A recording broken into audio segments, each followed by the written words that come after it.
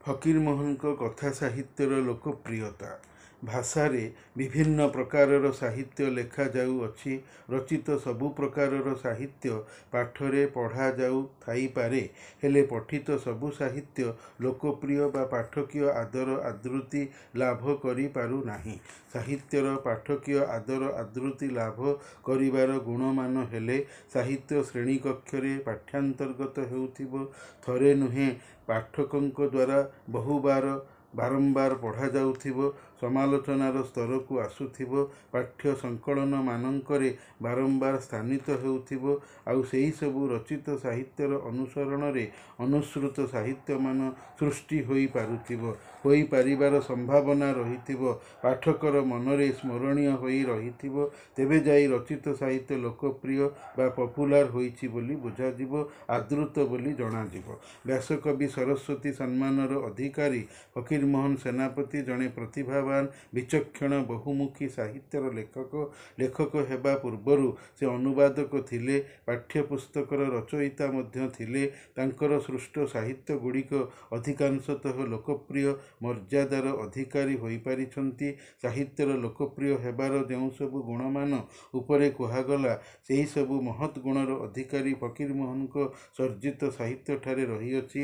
ତାଙ୍କର ଛଅମାଣ ଆଠଗୁଣ୍ଠ ଉପନ୍ୟାସ ଏତେ ଲୋକପ୍ରିୟ ଥିଲା କି ଓଡ଼ିଶାର ପାଠକେ ଉପନ୍ୟାସର କଥାକୁ ବିଶ୍ୱନାଥ କରଙ୍କ ସମ୍ପାଦିତ ଉତ୍କଳ ସାହିତ୍ୟ ପତ୍ରିକାରୁ ପଢ଼ି ଉପନ୍ୟାସଟିକୁ ସତ ଘଟଣା ବୋଲି ଭାବିଥିବାରୁ ମଙ୍ଗରାଜଙ୍କର ମାମଲା କଟକ ଅଦାଲତରେ ଯେତେବେଳେ ବିଚାର ବର୍ଣ୍ଣନା ଲେଖକ ଉପନ୍ୟାସରେ କରିଥିଲେ, ଲୋକେ ଅଦାଲତକୁ ଚାଲିଆସି ମଙ୍ଗରାଜଙ୍କ ମାମଲା କେମିତି ଚାଲୁଛି ତାହା ଦେଖିବାକୁ ଚାହିଁଥିଲେ ବୋଲି ଜନଶ୍ରୁତି ଅଛି।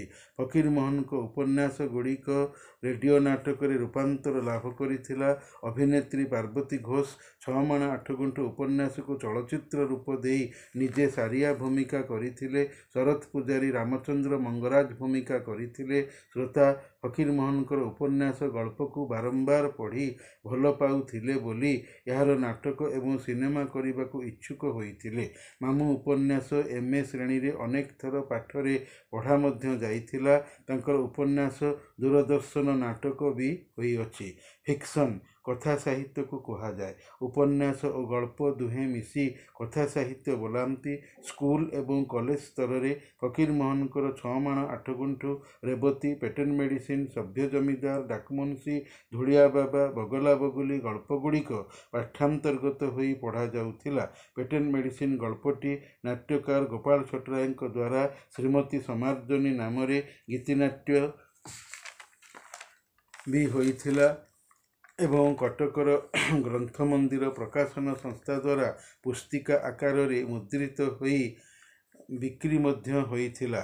ରେଡ଼ିଓରେ ବାରମ୍ବାର ପ୍ରଚାରିତ ହୋଇ ଅଡ଼ିଓ କ୍ୟାସେଟ୍ ଆକାରରେ ପ୍ରଥମେ ବଜାରରେ ବିକା ହୋଇଥିଲା। ଲୋକେ ଏହାକୁ ବାରମ୍ବାର ଶୁଣୁଥିଲେ। ରଙ୍ଗମଞ୍ଚରେ ଅଭିନୀତ ହୋଇଥିଲା। ଏବେ ବି କେଉଁ କେଉଁ ସ୍ଥାନରେ ଶ୍ରୀମତୀ ସମାର୍ଜନୀ ଗୀତିନାଟ୍ୟ ମଞ୍ଚସ୍ଥ ହୋଇ ମୋବାଇଲ ଫୋନରେ ସଂରକ୍ଷିତ ହୋଇ ରହିଅଛି। ଉଦାହରଣ ସ୍ୱରୂପ ଢେଙ୍କାନାଳ ସହରରେ ମଞ୍ଚସ୍ଥ ହୋଇ ମୋବାଇଲରେ ଅପଲୋଡ଼ ହୋଇଅଛି, ଚାହିଁଲେ ଦେଖାଯାଇପାରିବ। ରାଣ୍ଡିପୁଅ ଅନନ୍ତା ଟେଲିଫିଲ୍ମ ହୋଇ ମୋବାଇଲରେ ସଂରକ୍ଷିତ। ଛଅମାଣ ଆଠଗୁଣ୍ଠ ବି ଦୂରଦର୍ଶନ ସିନେମା ହୋଇଅଛି। ଫକୀରମୋହନଙ୍କ ରଚିତ ଉପନ୍ୟାସ ଗଳ୍ପଗୁଡ଼ିକ ଲୋକପ୍ରିୟ ଥିବାରୁ ଗୀତିନାଟ୍ୟ ନାଟକ ହୋଇପାରିଛି। ଲୋକେ ବହି ପଢ଼ିବାକୁ ଭଲ ନ ପାଇପାରନ୍ତି, ହେଲେ ମଞ୍ଚରେ ବହିର ନାଟକ ଦେଖିବାକୁ ଅତିଶୟ ଆଗ୍ରହୀ ହୋଇଥାନ୍ତି। କେବଳ ନାଟକର ଅଭିନୟ ଗୁଣ ଯୋଗୁଁ ବିରକ୍ତି ଲାଗୁଥିଲେ ବହିରେ ଯାହା ପଢ଼ିବାକୁ କିଛି ଦିନର ସମୟ ନେବ, ନାଟକରେ ସେସବୁ କିଛି ଘଣ୍ଟାରେ ଦେଖି ସହଜରେ ଉପଭୋଗ କରିହେବ। ରେବତୀ ଗଳ୍ପ ପାଠ୍ୟାନ୍ତର୍ଗତ ତ ବହୁବାର ବହୁ ଶ୍ରେଣୀରେ ହୋଇଛି, ଅଧିକନ୍ତୁ ସେହି ଏକା ରେବତୀ ନାମରେ ମୁଖ୍ୟ ଚରିତ୍ର ରେବତୀ ସହିତ ଗଳ୍ପର ଅନ୍ୟାନ୍ୟ ଚରିତ୍ରକୁ ନେଇ ଅନେକ ରେବତୀ ଗଳ୍ପର ସୃଜନ।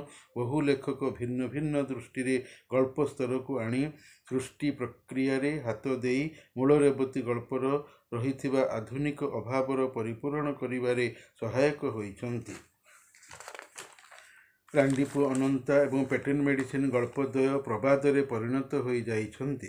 କାରଣ ଲୋକେ କଥା କଥାକେ କହିଥାନ୍ତି ଏଇଟା ରାଣ୍ଡି ପୁଅ ଅନନ୍ତାଟା କିରେ, ୟାକୁ ପେଟେଣ୍ଟ ମେଡ଼ିସିନ ଦରକାର ହେଲାଣି। ଲୋକପ୍ରିୟତା ସାହିତ୍ୟକୁ କାଳଜୟୀ କରାଏ, ଲେଖକୀୟ ପ୍ରତିଭାକୁ ମାନ୍ୟତା ଦିଆଏ, ଲେଖକର ଜନ୍ମଦିବସ ଜୟନ୍ତୀ ଏବଂ ମୃତ୍ୟୁ ଦିବସ ଶ୍ରାଦ୍ଧ ଉତ୍ସବ ଆକାରରେ ପାଳନ କରେ। ଯେମିତି ମକର ସଂକ୍ରାନ୍ତି ଦିନ ଫକୀରମୋହନଙ୍କର ଜୟନ୍ତୀ ଦିବସ ପାଳିତ ହୋଇଥାଏ, ଆଉ ସେଥିପାଇଁ ଫକୀରମୋହନଙ୍କୁ ସଂକ୍ରାନ୍ତି ପୁରୁଷ କୁହାଯାଇଥାଏ। ଏଇମିତି ଫକୀରମୋହନଙ୍କ କଥା ସାହିତ୍ୟର ଲୋକପ୍ରିୟତା।